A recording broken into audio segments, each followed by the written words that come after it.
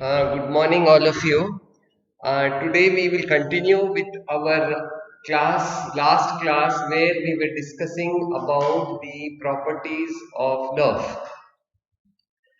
In the initial stages, I had explained that what is the structure of the nerve, how is the functioning of the nerve, what are the basic functions of the nerve, and I had also discussed about some properties where properties like excitability, conductivity, and action potential were discussed.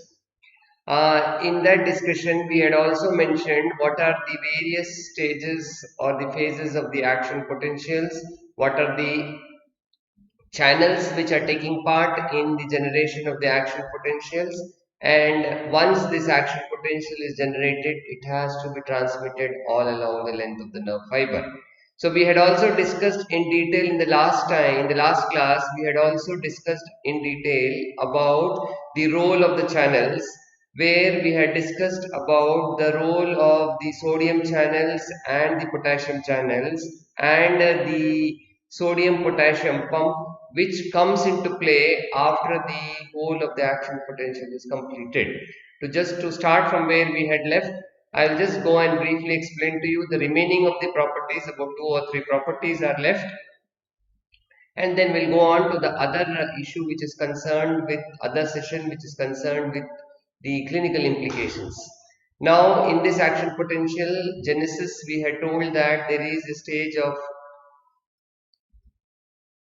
depolarization, there is followed by a stage of repolarization. After repolarization, there is a phase of hyperpolarization, and after few brief milliseconds of hyperpolarization, the potential comes back to the resting levels, and that is the resting membrane potential.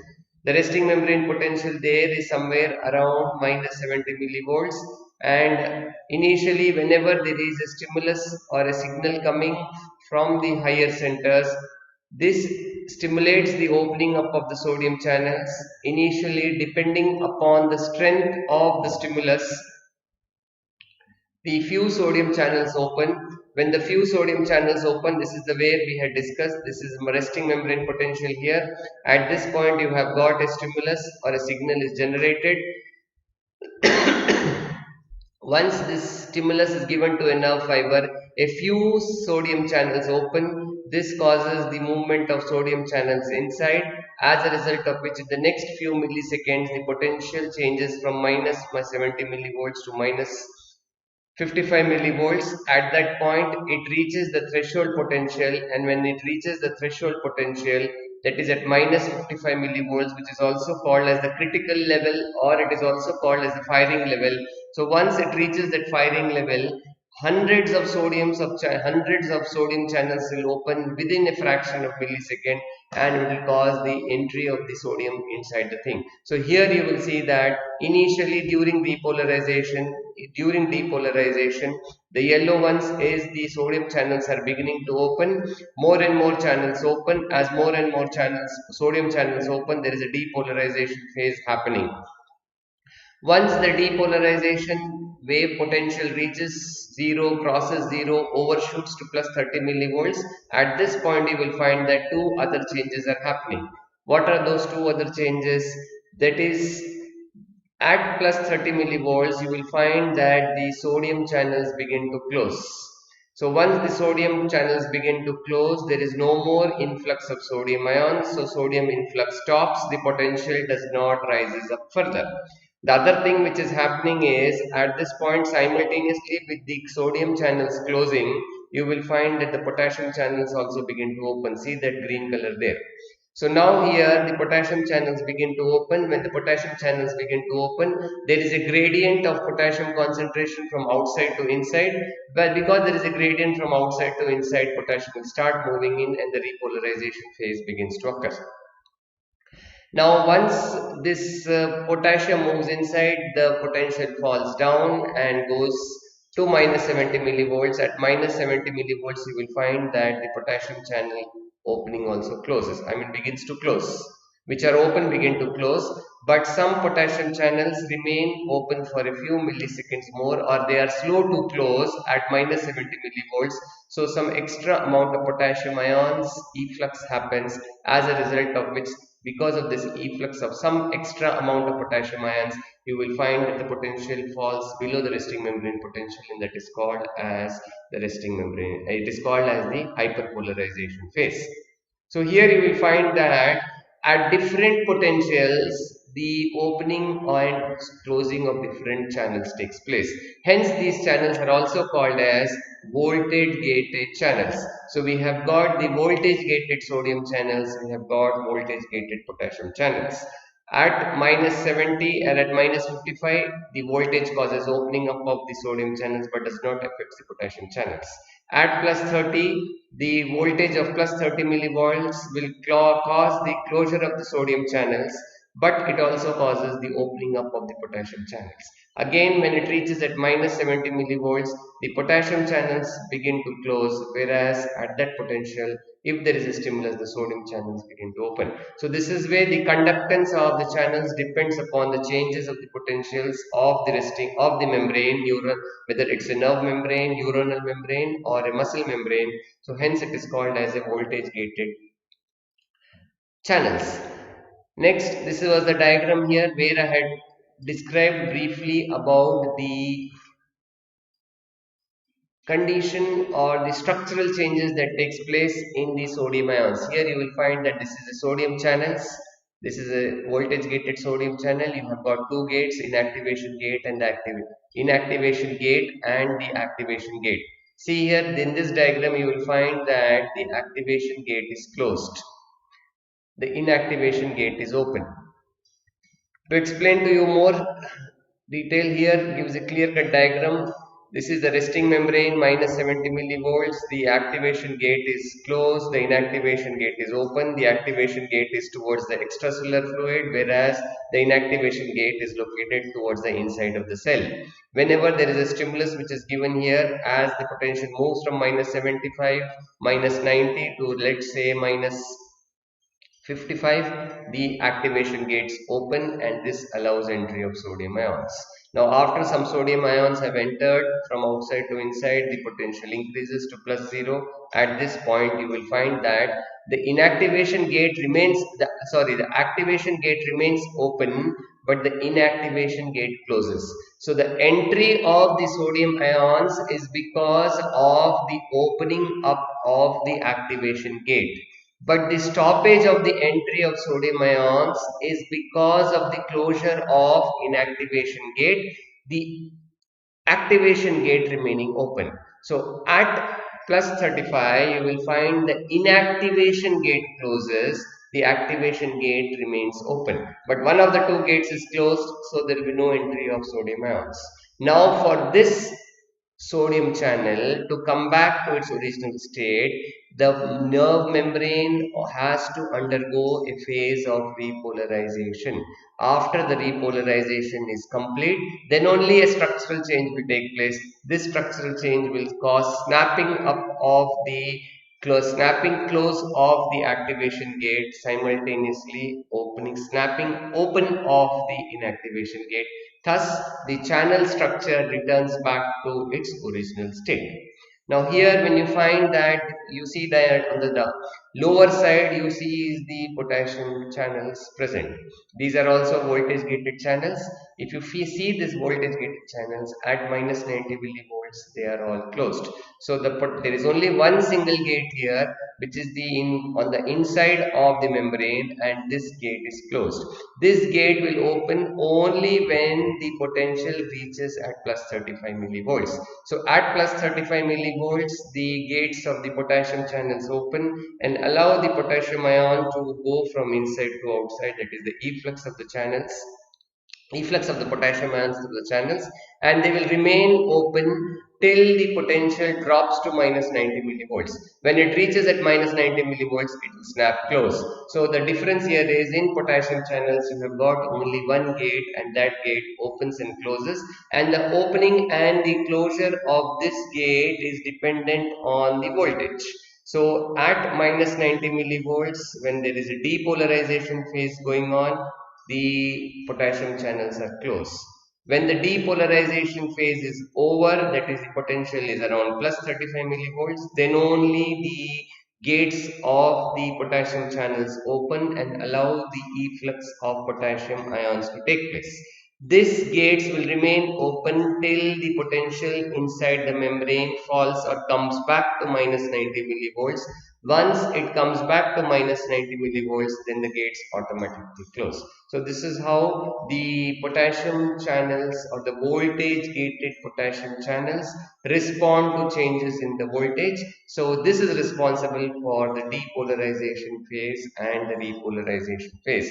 In hyperpolarization, this gate sometimes may remain open for a fraction of a millisecond more than normal, or maybe a little slow to close. Because it takes little time, some more time to close, some amount of efflux of potassium may happen during this time, but ultimately it closes a little late and the potential reaches back to resting membrane potential.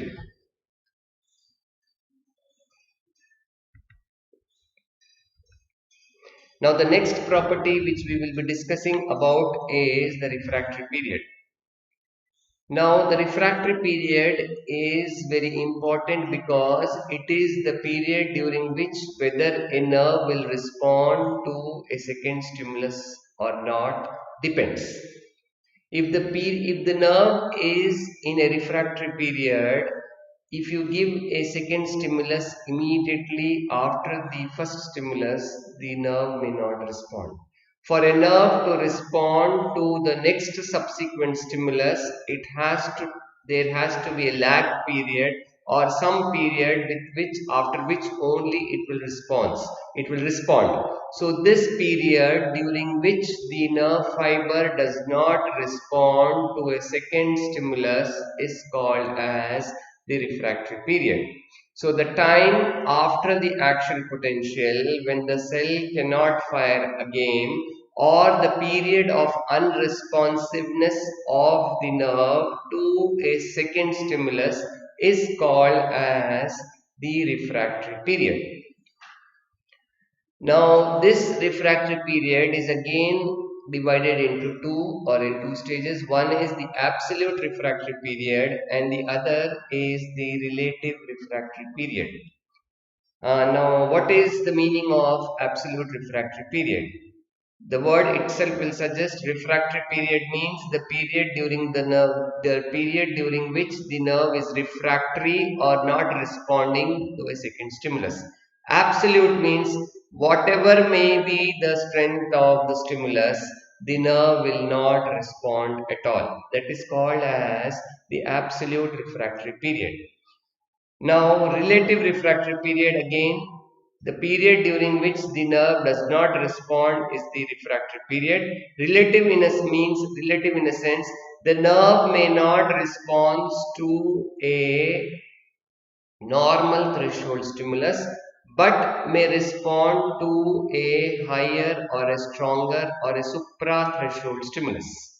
We know that the whole stimulus for a nerve impulse to respond, there has to be a threshold stimulus. Now, what happens when you give a threshold stimulus, or what happens when you give a little less threshold stimulus or a stimulus which is less than the threshold? Subthreshold stimulus. If you remember the earlier slide, I had told you that there is a phase which is called as the local response. Let's see if it is here. This is the local response. Now, what does the local response means?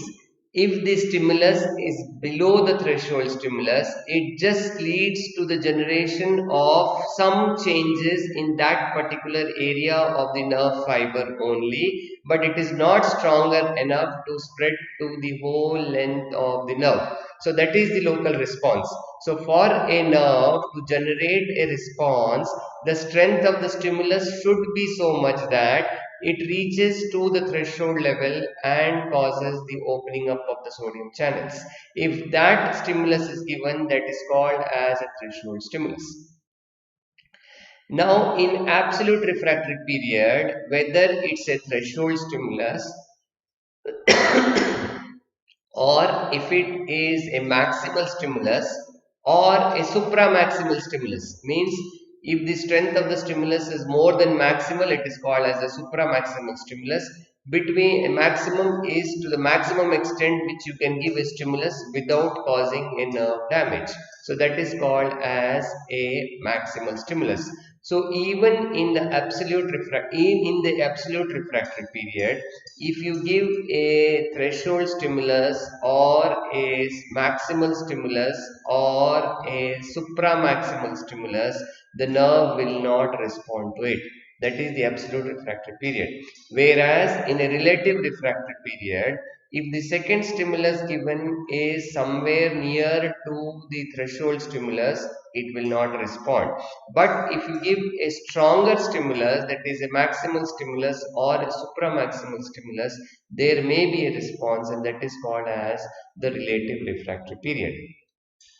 Now, what is the basic physiological mechanism behind the absolute refractory period and the relative refractory period? For this, you have to go back to the earlier slide which I have told you, which I just shown here. Here, after the first stimulus is given, the activation gate has opened and the sodium is moving, and then once the action potential is beginning to end at the end of repolarization, this is the phase of the sodium channel. Now, in this phase, however stronger the strength of the stimulus may be, whether threshold, maximal, supramaximal, supra-threshold in other words, it will not, this channel will not open, this gate will not open. The only way that the gate will open is once it removes or restructures back into this position. So this will happen after the repolarization, but before the next stimulus is given, this for depolarization to occur, this structural change should happen. That means as long as the channel is in this phase, the sodium channels are inactivated. Any amount of strength of the stimulus you give, this inactivation gate will not open. Hence, whatever may be the strength of the stimulus, you will not get a second action potential unless and until the sodium channels revert back to this state. That period during which there is no response to the second stimulus is known as the absolute refractory period. Then what is relative refractory period? What happens, or why does the nerve respond to the second stimulus in relative refractory period? In relative refractory period, during this phase, when you give a little more stronger strength of the stimulus, there may be a impulse seen, there may be a response seen. That why does that happen? Because some of the channels may have a little higher threshold for opening. The channels are in this stage. The sodium channels, the inactivation gate is open, the activation gate is closed, and the nerve may respond to this second stimulus. But for few sodium channels, the threshold for this is not minus 55 millivolts. It may be somewhere around minus 30 or minus 20 or minus 10 millivolts. So if you give a stronger stimulus, the threshold may suddenly rise from minus 70 or minus 90 to minus 30 and minus 10. At that potential, some of these channels may open, resulting in the movement of sodium ions in a depolarization phase to occur. So that is why during relative refractory period, you will find that some channels can open with a stronger stimulus and a response may be seen. So now this is the whole phase depicting here, the resting phase, this is the rising phase depolarization, this is the overshoot, this is the repolarization phase, and this is the undershoot, which is called as the hyperpolarization. So now the absolute refractory period begins from this period. The whole of the depolarization and the initial 1/3 of repolarization is the absolute refractory period.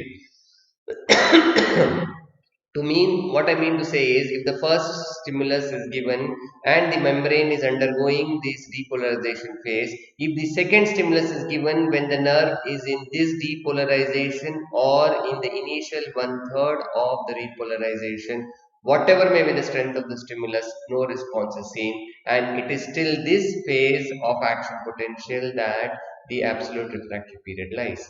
In this phase, the lower two-thirds of the repolarization phase, you may give a little stronger strength of the stimulus, and you may find that there is a response happening, and this is called as the relative refractory period. So it is in this period that when little strong stimulus given, the nerve may respond to a second stimulus. That is what I mean to say. Come practically, suppose you are giving a prick. You suddenly prick a person with a pin or a needle twice within a fraction of a millisecond. He will only able to appreciate, or the record will be for only a one impulse given.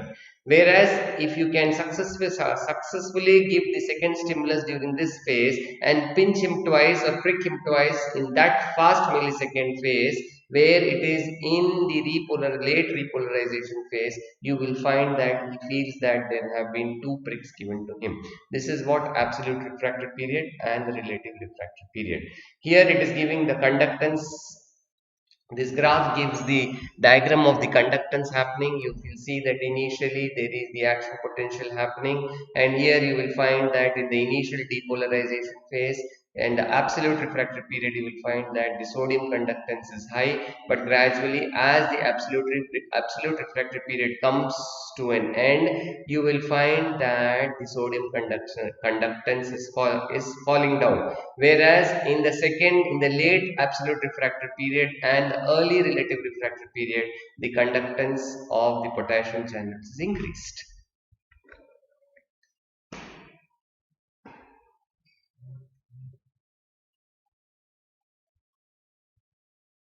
The same diagram has been depicted here in this way. It is correlating. You can correlate these two graphs. See here, this is the point of stimulation. This is the latent period. Here you will find that slowly the graph is moving from, potential is moving from minus 70 to minus 55, and gradually it moves up to plus 55, I mean 0 and plus 35, and slowly the action potential falls down. So till here, initial one third actually it is, you will find that it is absolute refractory period. This phase is the relative refractory period. Now here in the same way, you will find that the sodium channels here in this phase of absolute refractory period, see above, the sodium channels are opening, and you will find that because as long as the sodium channels are open, the second set of sodium channels will not open, so you will not have a second response here. Whereas in the relative refractory period, you will find that there is a potassium channels, already efflux is opening, but if you give a little stronger strength of the stimulus, you can find that the inactivation gate of some channels may open. Now accommodation, the another property of the nerve fiber is accommodation. Now what do you mean by accommodation? Now accommodation means the nerve gets accommodated to the changes in the potential.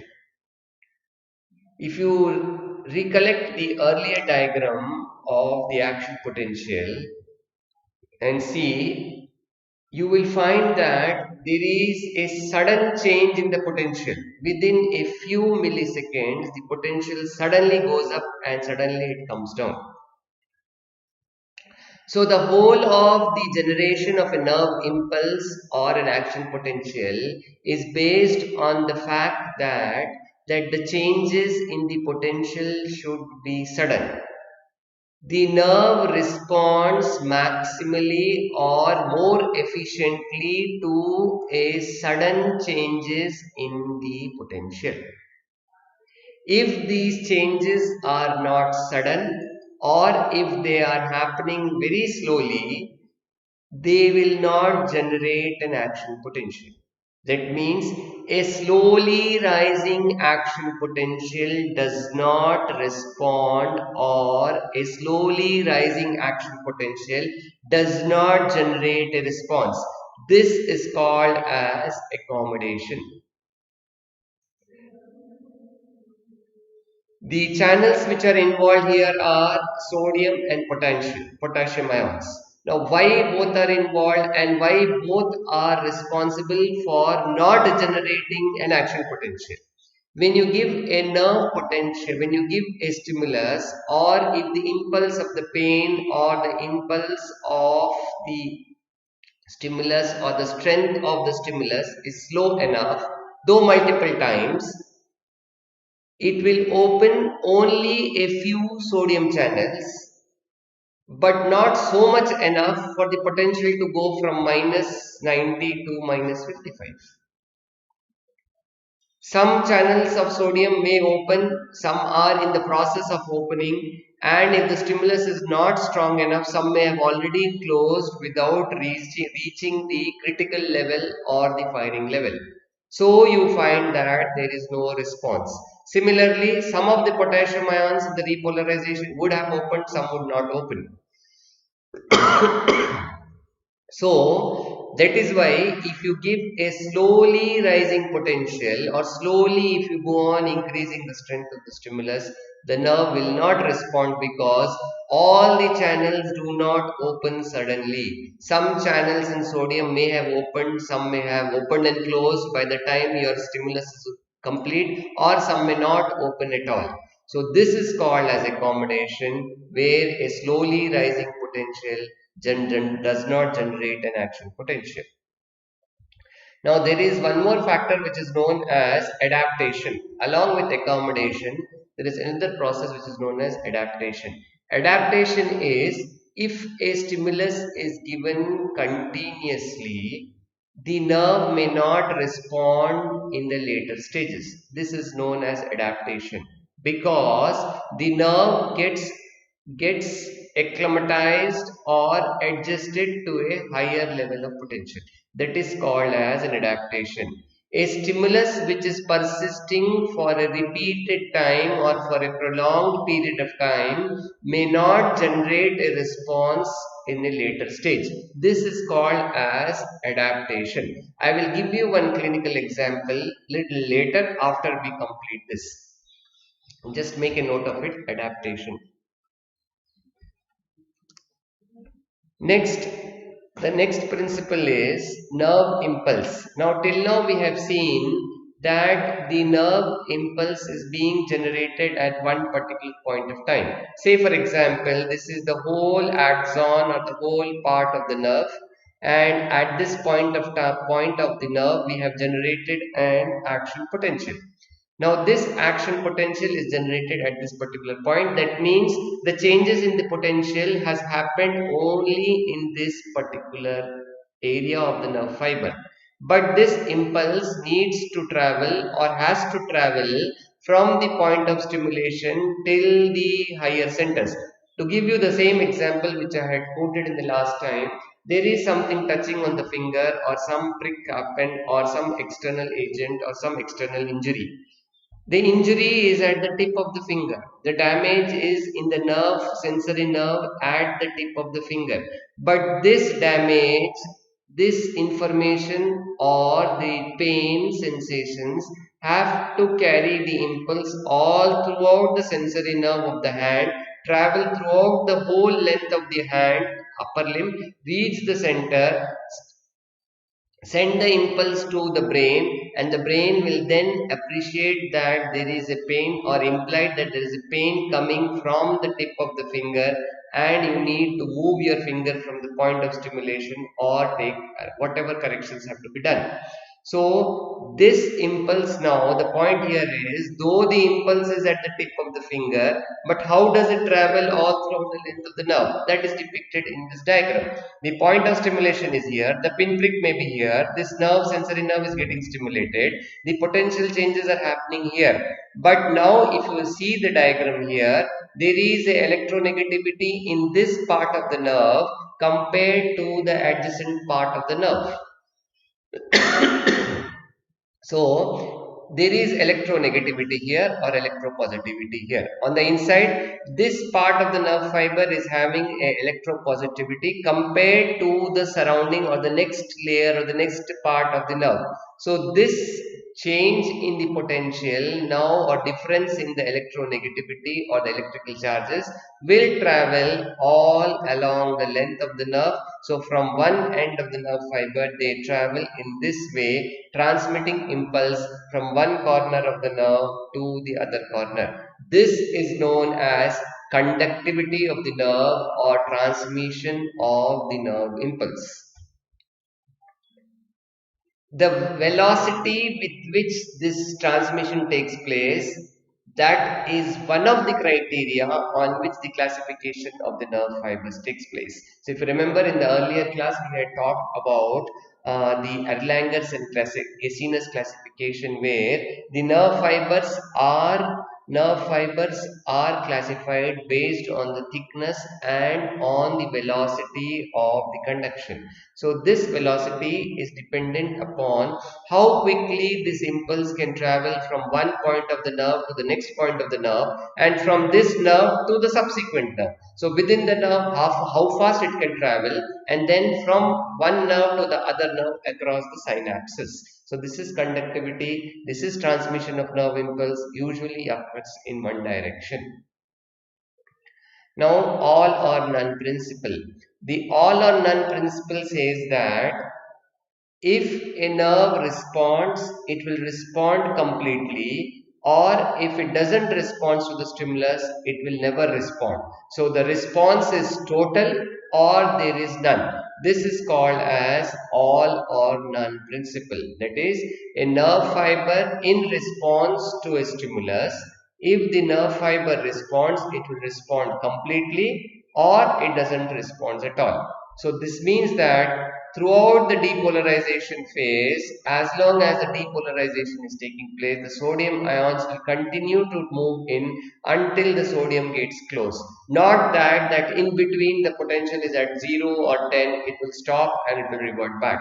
If it responds, the potential will reach to plus 35, sodium ions will continue to move inside till it reaches plus 35, or if it is not able to reach there, none of the sodium ions will open up to cause the depolarization phase. Hence, you will not generate an action potential. Hence, if an impulse and action potential is generated, impulse will be produced and it will travel all throughout the line. If it is not generated, then there will be no response at all, and that is called as the all or none principle. Now, saltatory conduction. Now, saltatory conduction here means is one of the methods by which a nerve will travel from one end to another. We know that some of the nerve fibers are myelinated and some of them are unmyelinated or non-myelinated nerve fibers. So in a non-myelinated nerve fibers, the whole transmission of impulse will take place throughout the length of the nerve fiber, then it will go to the synapse and then it will go to the next nerve fiber when there are two nerves involved. So here if you see in an unmyelinated nerve fiber, the transmission is point to point. Every centimeter or mm of the nerve fiber will be involved in the transmission of nerve impulses. So this is a routine conduction which is taking place in a non-myelinated nerve fibers. But you will find that within a nerve fiber, there are certain nerve within the body, there are certain nerves which are myelinated, and that myelination is because of the presence of the myelin sheath. At some points on the nerve fiber, you will find that there is no myelin sheath. So these points where there are no myelin sheaths are called as the nodes of Ranvier. So at this point, in such a nerve, myelinated nerve, transmission of impulse will occur from one node of Ranvier to the other node of Ranvier to the third node of Ranvier within a nerve fiber. So here the nerve impulse will not travel all along the length of the nerve because it is covered by myelin sheath. Myelin sheath is insulated. It does not conduct the electrical impulses. So the nerve impulse will jump from one point of node of Ranvier because it is not myelinated. So from one unmyelinated point to the other unmyelinated point, from the second unmyelinated point to the third unmyelinated point.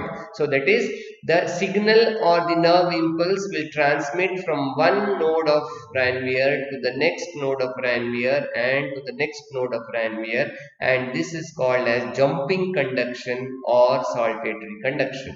The advantage of this saltatory conduction is that it helps in faster conduction of faster transmission of nerve impulses. So this is called as saltatory conduction. The clinical importance here is that it helps in faster transmission of impulses. And if you remember that Erlanger's and Gesina's classification, the A alpha fibers are all myelinated fibers. They have got a very high velocity of nerve conduction, and the speed at which the nerve travels in such myelinated nerves is around 70 to 100 millimeters per second. So per millisecond, 70 to 80 meters per millisecond. So that is how the transmission of impulse takes place in saltatory conduction. Whereas where there is a no myelin sheath present, that is in a non-myelinated nerve fiber, it is through whole length of the nerve fiber, and there the transmission of impulse is somewhere at around 1 to 2 meters per millisecond. Now with this we complete the properties of nerve fiber. Now the NMC in the last 2 years from 2019 has introduced a concept of early clinical exposure. Now the idea of giving this ECE, early clinical exposure, is when you are learning these basics, we should correlate or understand how these basic mechanisms are seen or what happens when there is a breakdown of these basic mechanisms, or how diseases are related to the breakdown in the physiological mechanisms. As long as these processes are functioning normally, the normal physiological mechanisms are there and the body is normal.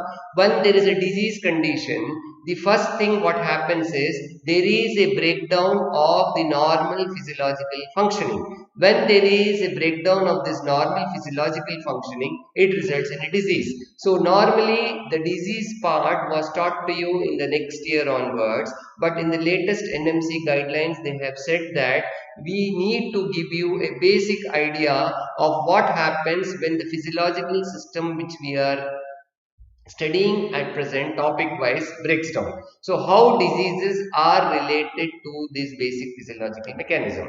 So in this I will briefly speak to you about 5 minutes about the various diseases or the various conditions which can happen when this normal functioning is affected.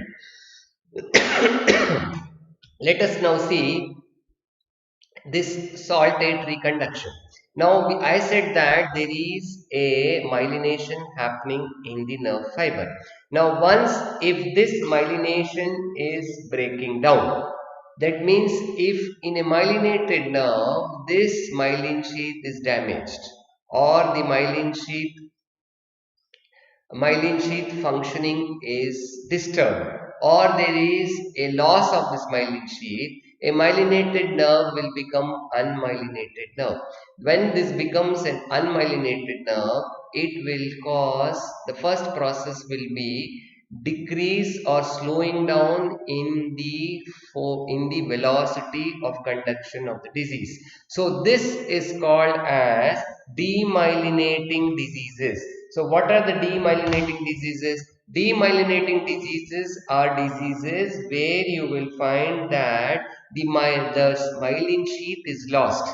And in where do you find this loss of myelin sheath? It is usually seen in elderly persons. So as age advances, the ability to secrete the myelin decreases. When the ability to secrete the myelin decreases, it results in degenerative disorders, and one of the Commonest degenerative disorders is multiple sclerosis.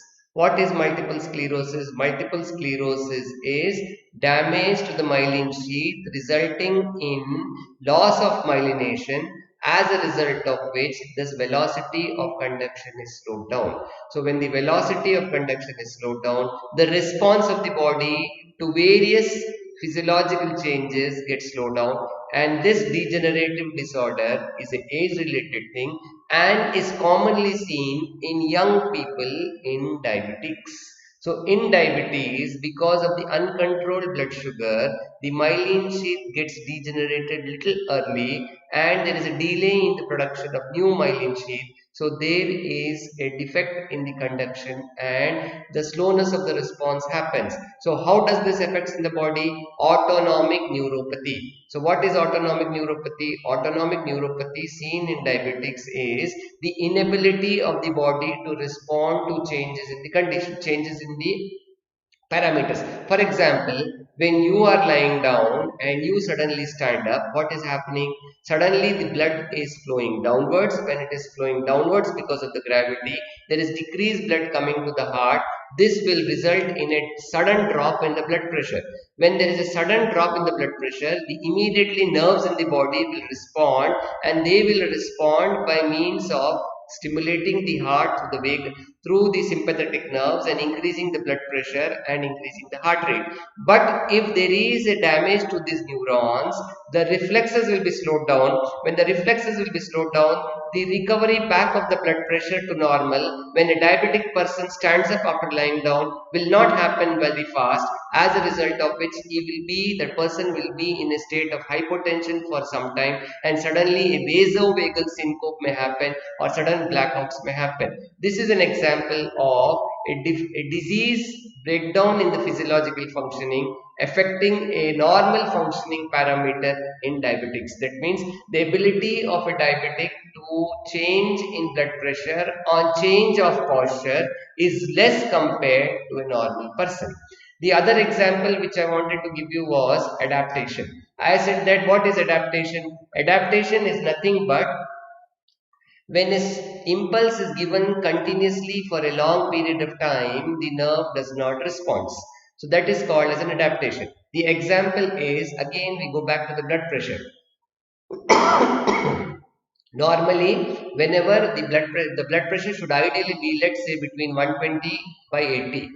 If the blood pressure is a little high, for whatever reason, the baroreceptors in the body will get active and see to it that the blood pressure is brought back to normal.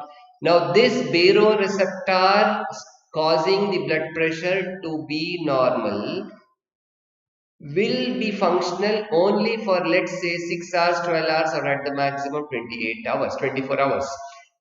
In these 24 hours, the baroreceptors will try to keep the blood pressure to normal 120 by 80, though some stimulus may be acting on the body to cause it to rise.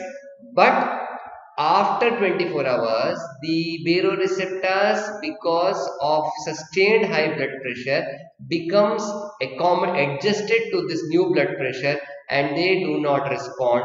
Hence, their ability to keep the blood pressure under control is lost, and then we find that the person is having high blood pressure. So, the stimulus may be from the first day, but for the initial 2 days, the baroreceptors try to keep it down to normal. But since in these 2 days or in these 24 to 48 hours, if the stimulus is not removed, that is, the stimulus which is causing the high blood pressure is not removed, the baroreceptors become adaptive and they fail to bring the blood pressure back to normal, resulting in the person now having high blood pressure. So this is another example of the nerve getting adapted or the receptors getting adapted and thus causing the failure to control the blood pressure. In addition to this, we also know that the excitability, the other example in our clinical day-to-day life, how excitability affects. If you remember in the last class also I told you, excitability is a property of nerve, is a property of a nerve fiber. Now, the local anesthetic drugs are drugs which will make the nerve or the neuron numb by causing decreased excitability. Some of the local anesthetic drugs are xylocaine, lidocaine, procaine. When you inject these drugs across a nerve fiber, immediately when they are released, when they are injected, they spread around the local nerve fibers of the sensory nerves in that particular area, and they block the sodium channels. So in effect, the anesthesia effect is because of the xylocaine or the lidocaine blocking the sodium channels, and when the sodium channels is blocked, any amount of stimulus you give, they will not generate an action potential.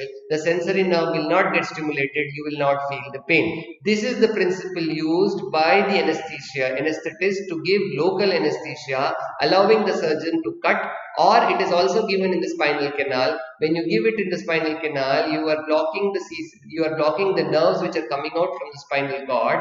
As a result of which the drug goes and blocks to the nerve fibers, sensory nerves which are coming out from the spinal cord. So there is no impulse which is generated. Hence, when this spinal anesthesia is given, the area of the body below that spinal anesthesia level gets numb. They don't feel any sensation, allowing the surgeon to cut and operate. This is another clinical example or an early clinical exposure where we learn how excitability is helping the surgeons, anesthetists to give local anesthesia and to perform the surgeries. Then the other importance of these sodium channels is the tetany. If you remember tetany is a condition where you will find that there is a low calcium ions in the blood. Normally the calcium should be around 9 to 11 milligrams per 100 ml of blood. Now once the calcium levels falls, it is called as hypocalcemia. In hypocalcemia you will find that the nerve becomes excitable and there is a muscle contraction taking place. So this sustained muscle contraction is called as tetany. How is this happening? That a fall in the calcium ion is causing an excitability in the nerve. The reason being, whenever there is a low calcium ion in the ECF, the calcium ions will increase the excitability of the sodium channels. That is, now whenever there is a less calcium in the blood, the sodium channels will become open or will open at a very less change in the voltage. Normally, the resting membrane potential is minus 70 millivolts. This has to go up to minus 55 millivolts for the sodium channels to open. But when there is less calcium in the ECF, this less calcium is making the sodium channels excitable by reducing the threshold. So the threshold instead of minus 55 is just minus 65. So a small stimulus also will generate an action potential. So number of action potentials are generated, and this will cause the nerve to contract and a result of tetany. So with this we will end here, and we'll continue with this early clinical exposure in the next class somewhere in the first week of April. Thank you.